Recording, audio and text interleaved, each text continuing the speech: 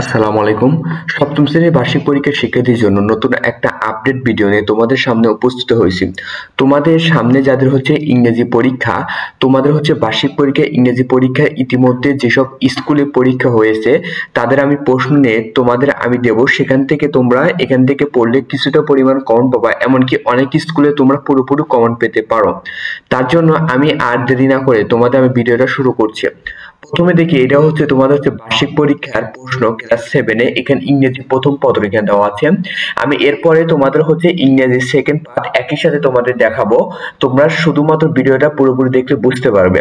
এখান থেকে দেখো যে তোমাদের হচ্ছে প্রথম তোমাদের জানো হচ্ছে 100 মার্কের পরীক্ষা এবং তোমাদের হচ্ছে সময় 3 কোন এটার সাবজেক্ট করতে 107 এবং তোমাদের এখান থেকে একটা কি দিয়েছে, তোমাদের এখান থেকে একটা প্যাসেজ দিয়েছে। প্যাসেজের উপর ভিত্তি করে তোমাদের হচ্ছে 1 এবং 2 নং প্রশ্নের উত্তর দিতে হবে, এই কথা তোমাদের এখানে বলেছে। এবং 1 নম্বর প্রশ্নের মান হচ্ছে 7 এবং 2 নম্বর প্রশ্নের মান হচ্ছে তোমাদের 10।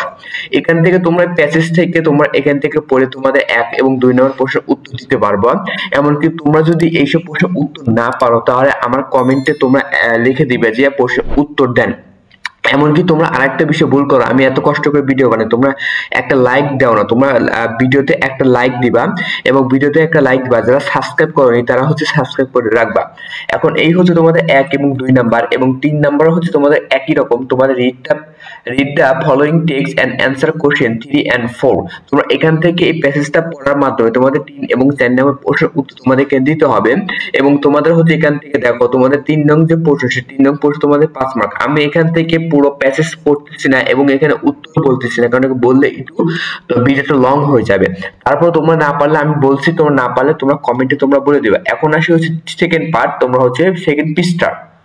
তোমাদের এই ইংরেজি প্রথম পথে তোমাদের এই সেকেন্ড পৃষ্ঠা দেখো। তোমাদের এখানে তোমরা ইতিমধ্যে 3 এবং 4 নম্বর যে বলেছে, এখানে 3 এবং 4 নম্বর তোমাদের এখানে প্রশ্ন উত্তর করতে হবে।